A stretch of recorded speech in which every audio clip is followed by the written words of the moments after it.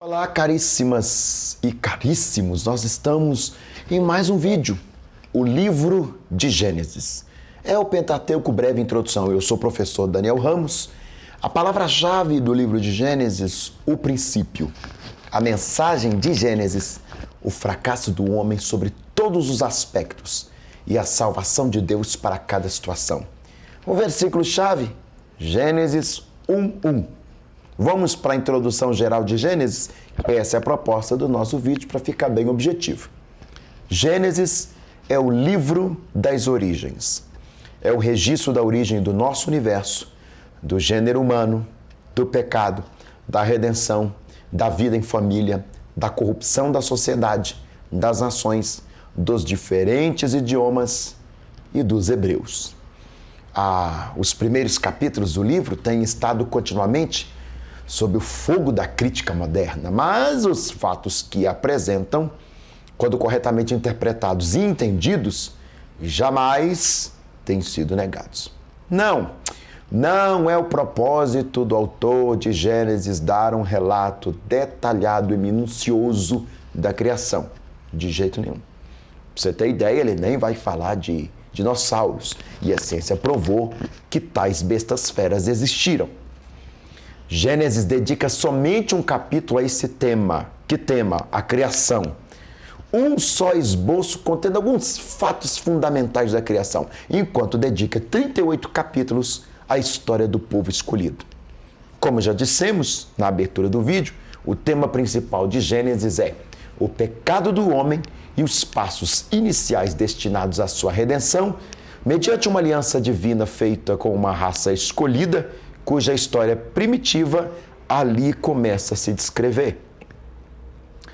Vamos para a primeira promessa messiânica, é uma sinopse, a história da criação em Gênesis do nosso universo, Gênesis 1, do 1 ao 25, do homem, Gênesis 1, do 26 ao 31, Gênesis 2, do 18 ao 24, depois ele mostra a segunda parte, a história do homem primitivo. Aí ele vai mostrar a tentativa e a queda, a personalidade e o caráter do tentador, o castigo do pecado e a promessa do Redentor divino. Tudo isso no capítulo 3. A história de Caim e Abel, no capítulo 4. A genealogia e a morte dos patriarcas, no capítulo 5. Os sucessos relacionados com o dilúvio, que são os capítulos 6, 7 e 8. A aliança do arco-íris e o pecado de Noé, no capítulo 9. Os descendentes de Noé, capítulo 10, e a clássica confusão das línguas em Babel, no capítulo 11. A terceira parte do livro apresenta a história do povo escolhido, a vida de Abraão, seu chamado divino, no capítulo 12, a história de Abraão e Ló, nos capítulos nos capítulos 13 e 14, as revelações divinas e as promessas a Abraão, particularmente a promessa de um grande filho da posse da Terra Santa e de uma grande posteridade, vai ser tratado nos capítulos 15, 16 e 17. Sua intercessão em favor das cidades da planície e a destruição delas, que são os capítulos 18 e 19. Sua vida em Gerar e o cumprimento da promessa de um filho no nascimento de Isaac, capítulos 20 e 21.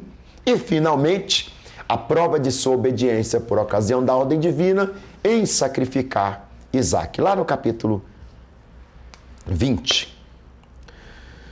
A vida de Isaac, seu nascimento, seu casamento, seu nascimento nos capítulos 21, a partir do verso 3, o casamento no capítulo 24, o nascimento dos filhos de Jacó e Esaú, dos capítulos 25, verso 20 ao 26, os últimos anos do pai, capítulo 26 e 27. Depois ele entra para a vida de Jacó, a sua astúcia para adquirir o direito da primogenitura, clássico texto de Gênesis 27, 1 a 29. Sua visão da escada celestial, meu Deus, quantas vezes isso foi pregado, 28, do 10 ao 22. Os incidentes relacionados com seu matrimônio e sua vida em Padã Arã, dos capítulos 29, 30 e 31. Se eu estiver equivocado com relação aos capítulos, pode me corrigir aqui embaixo, tá bom? Porque o vídeo é feito sem corte.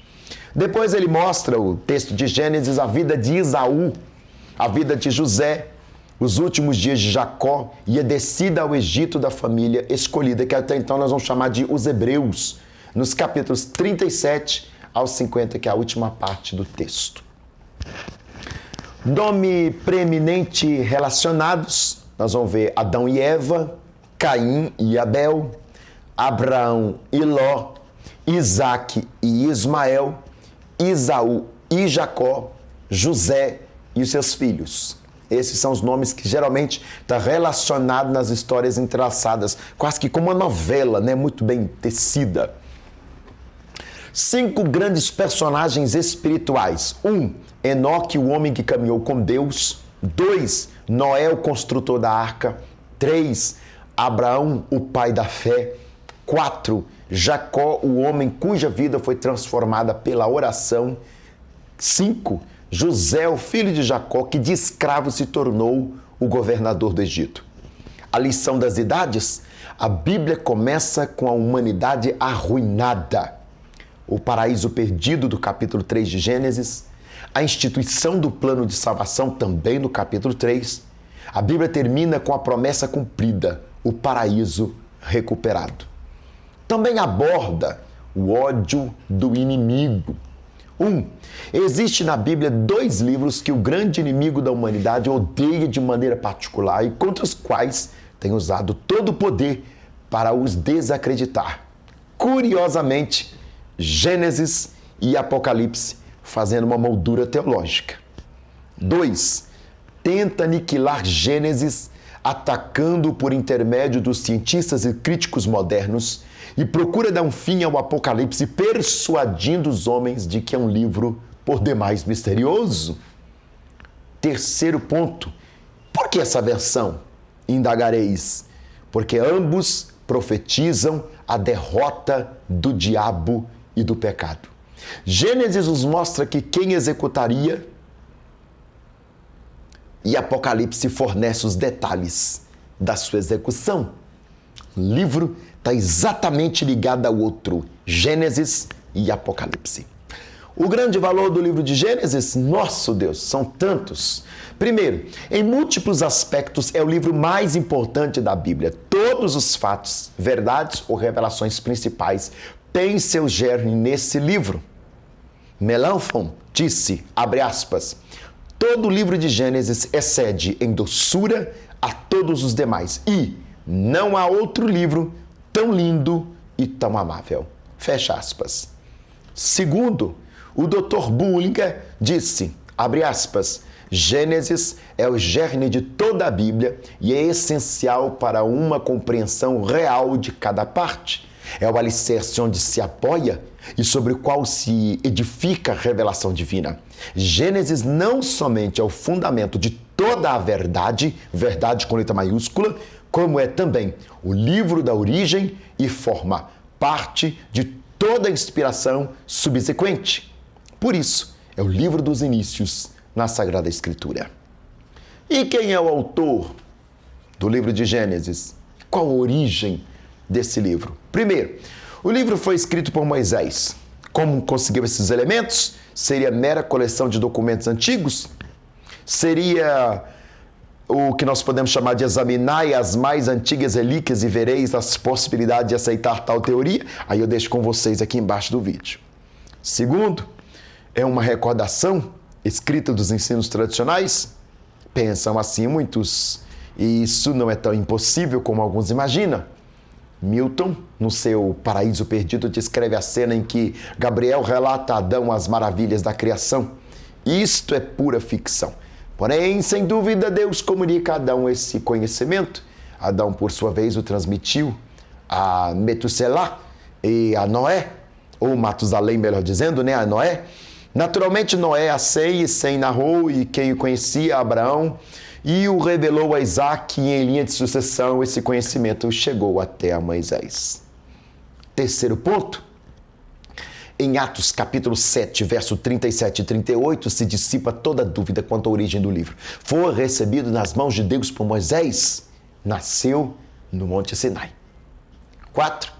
O Dr. Adam Clarke escreve, abre aspas, a narração é tão simples, tão semelhante à verdade, tão consistente nos mínimos detalhes, tão correta nas suas datas, tão imparcial na biografia, tão segura nos pontos filosóficos, tão pura em sua moralidade, tão benévola em seus desígnios que não deixa campo para a menor dúvida quanto se afirma que jamais poderia ter este livro origem humana. Fecha aspas. O estilo de Gênesis foi escrito em prosa e não como poesia, ainda que tem muita poesia no texto. Isso é importante. A poesia geralmente aparece como atavio, ou atávio, né? Melhor dizer atavio, né? Atavio própria mitologia e a lenda, como nos livros antigos. Gênesis não foi escrito em estilo mitológico, mas rigorosamente histórico, pois é a história e fatos, e não fábula. Vamos analisar o livro de Gênesis? É possível um negócio desse? Vem comigo. Primeiro, poderia-se dividir-se em 11 sessões, tendo por princípio de cada sessão a expressão a geração de, exceto na primeira. Exemplo, sessão 1, capítulo 1 a 23, sessão 2, capítulo 2, 4 ao 4 e 26, sessão 3, capítulo 5, verso 1 a 6, verso 8 e etc. 2, para uma análise fácil, tomando o princípio como palavra-chave, aí nós temos 9 sessões. Aí você se diverte, né? A história primitiva abrangindo um período de mais de 2000 anos. Divisão A. O princípio no universo material. Capítulo 1, do 1 ao 25. Verso 1 nos dá a criação original. Isaías 45:18 revela que Deus não a criou como aparece no verso 2. Confira em 2 Pedro 3, do 5 ao 6.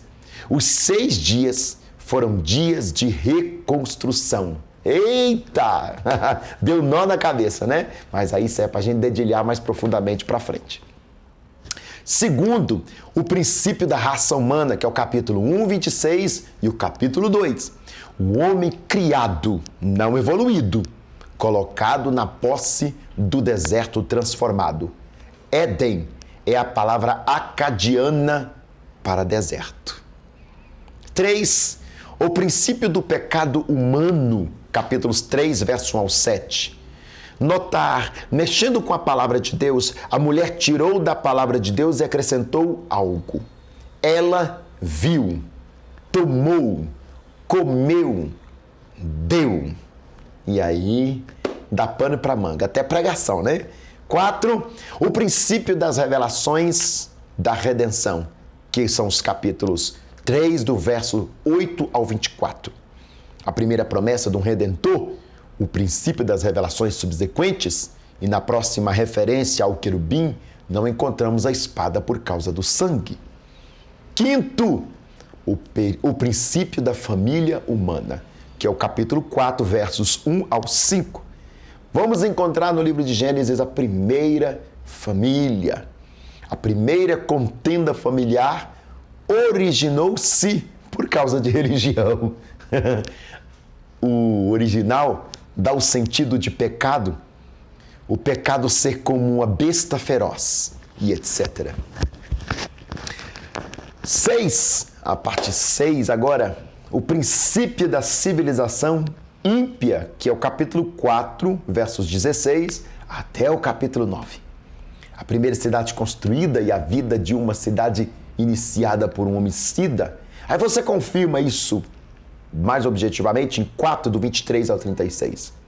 7º tópico, o princípio das nações do mundo, lá em Gênesis, capítulo 10, uma seção importante. Temos aqui a documentação titular das nações. 8º, o princípio da confusão das línguas, que é o capítulo 11, que nós já até falamos. A primeira tentativa de união fora os princípios de Deus, essa tentativa de unir a humanidade em Babel, e vocês sabem que a palavra Babel dá origem a Babilônia, né? Confusão, será repetida pelo anticristo. Por isso que você pode conferir, dá uma olhada lá em Apocalipse, capítulo 17. A história patriarcal, nosso Deus, mais de 300 anos. Né? É a segunda divisão que nós encontramos aqui no livro. Nós falamos a primeira, agora é a segunda, que é a história patriarcal. Que aí é o ponto 9, né? o princípio da raça hebraica ou da nação hebraica, né? Capítulos 12 ao 50. Essa sessão é sobretudo biográfica. Temos nela a história de Abraão, Isaque e Jacó, os pais da fé. Sua mensagem: principal característica, o fracasso do homem sob todas as condições, suprido pela salvação graciosa de Deus. 2. Foi necessário que o homem, pelo fracasso, reconhecesse sua fraqueza e insuficiência antes de aceitar voluntariamente a Deus. 3. Neste livro, vemos como o homem falhou. A. Num ambiente ideal, o Éden, sob o reino de sua consciência, da queda ao dilúvio. C. Sobre o reino patriarcal, de Noé a José. José é ótimo, né? José. Uma nota: o livro inicia com Deus e termina com um esquife, a morte, né? A falha humana suprida pela graça e atividade divina, mas onde o pecado abundou, superabundou a graça. Romanos capítulo 5, verso 20. Sem mais, caríssimas e caríssimos, te espero no próximo vídeo, onde nós vamos falar de Êxodo. Isso mesmo. E eu tenho certeza que só dessa pincelada aqui você ficou muito animado, animada para estudar o livro de Gênesis. Quem sabe a gente produz alguma coisa aqui mais detalhada, destrinchada, esmiuçada a respeito de Gênesis. Eu precisarei de pelo menos 50 vídeos, um para cada capítulo. Bora lá? Quem sabe? Deus abençoe. Obrigado. Não deixa de se inscrever aqui no canal, hein?